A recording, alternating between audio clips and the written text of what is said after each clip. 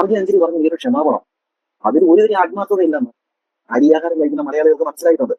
പക്ഷേ എന്തിനാണ് RJ അഞ്ജലി ഇപ്പോൾ ഈ ഒരു ക്ഷമാപണ നാടകമായിട്ട് വന്നത്? നിങ്ങൾ ചിന്തിച്ചു നോക്കിയിട്ടുണ്ടോ? ഒന്ന് ആലോചിച്ച് നോക്കി, നമുക്കൊന്ന് ചോദിച്ചു നോക്കിയാലോ പുള്ളിക്കാരടുത്ത്. ഓ yes, yes, yes. അത് തന്നെ, ബിഗ് ബോസ്. ബിഗ് ബോസിലേക്ക് എൻട്രി ഇട്ട് നിൽക്കുന്ന RJ അഞ്ജലി അതിലേക്കുള്ള തന്റെ എൻട്രി നഷ്ടപ്പെടുമോ എന്നൊരു ഭയം.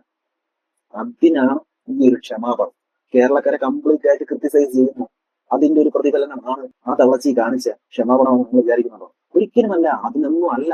നിങ്ങളൊക്കെ എത്ര ക്രിട്ടിസൈസ് വരും, അതൊന്നും എന്റെ രോമത്തിൽ തൊടാൻ പോലും ഇല്ല എന്ന് വിചാരിക്കുന്ന ഒരു സ്ത്രീയോട് നിങ്ങൾ എന്ത് കാണിച്ചിട്ട് എന്താവാനാണ്? ഒന്നുമല്ല. ആ തള്ളച്ചി ക്ഷമാപണം നടത്തി.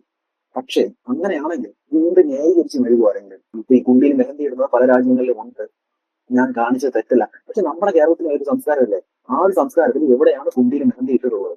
അങ്ങനെ ഒരുപാട് ചോദ്യങ്ങൾ തിരിച്ചും ചോദിക്കാനുണ്ടാവും. ഈ ന്യായീകരണമായിട്ട് വരുമ്പോൾ മലയാളികൾ തിരിച്ചും 100 കണക്കിന് ക്വസ്റ്റ്യൻ ചോദിക്കും. ആ ക്വസ്റ്റ്യൻ എല്ലാത്തിനും ഈ തള്ളച്ചിയുടെ കയ്യിൽ ആൻസർ ഉണ്ടാവും. പിന്നെ എന്തിനാണ് ഈ ന്യായീകരിച്ച് മെഴുകാറുള്ളത്? ഒരു കാര്യമില്ല. പിന്നെ ശരി, ഓക്കെ, RJ അഞ്ജലിയുടെ ഒരു സമാധാനത്തിന് വേണ്ടിയിട്ട് മെഴുകിക്കോട്ടെ. നിങ്ങളുടെ ക്ഷമാപണം നമ്മുടെ മലയാളികൾ എല്ലാവരും വിശ്വസിക്കാന്ന് കരുതുന്നത് നിങ്ങളുടെ മണ്ടത്തരം. ആരും അത് വിശ്വസിച്ചിട്ടില്ല. എല്ലാവരും ഇപ്പൊ ആലോചിക്കുന്നത് എന്താണെന്നറിയോ? നിങ്ങളെപ്പോലൊരു സ്ത്രീ അങ്ങനെ ക്ഷമാപണം നടത്തേണ്ട ചാൻസ് ഇല്ല. അത്രത്തോളം നല്ല സംസ്കാരത്തിന് ഉടമയായിട്ടുള്ള സ്ത്രീ അല്ല RJ അഞ്ജലി എന്നത്. അവരുടെ റീസെന്റ് ആയിട്ട് കാണിക്കുന്ന പോസ്റ്റുകളും അതിൽ കിടന്ന് മെഴുകുന്നതെല്ലാം കാണുമ്പോൾ നമുക്ക് മനസ്സിലാക്കാം.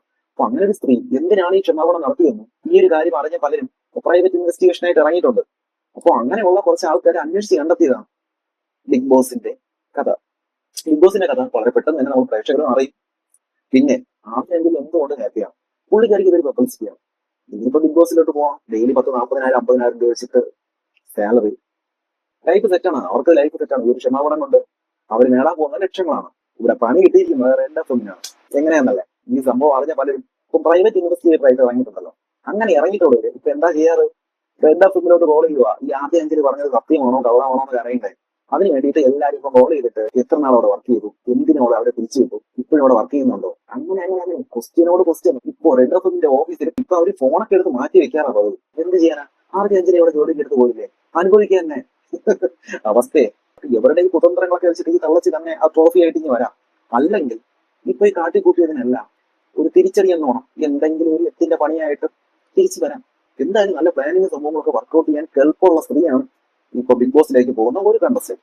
ഇനി വരാൻ പോകുന്ന ആൾക്കാരൊക്കെ ഇതിനേക്കാൾ 2-3 പടി മുകളിലാണെങ്കിൽ RJ അഞ്ജലി കുറച്ച് വെള്ളം കുടിക്കും. ഇത്രയും പോക്കത്തിനൊക്കെ കാട്ടിക്കൂട്ടിയിട്ട് ബിഗ് ബോസിൽ പോയി സന്തോഷമായിട്ട് തിരിച്ചു വന്നാൽ ഈ പ്രകൃതിക്ക് ഒരു നിയമം ഉണ്ടല്ലോ, അതിനോടുള്ള വിശ്വാസം നമുക്കൊക്കെ നഷ്ടപ്പെടും. ഈ മഹതി ബിഗ് ബോസിൽ പോയിട്ട് അവിടെ നിന്നുള്ള പണികളെല്ലാം കൊണ്ടുവരുന്നതാണ് കേരളക്കര ഒന്നാകെ വെയിറ്റിംഗ് ആണ്.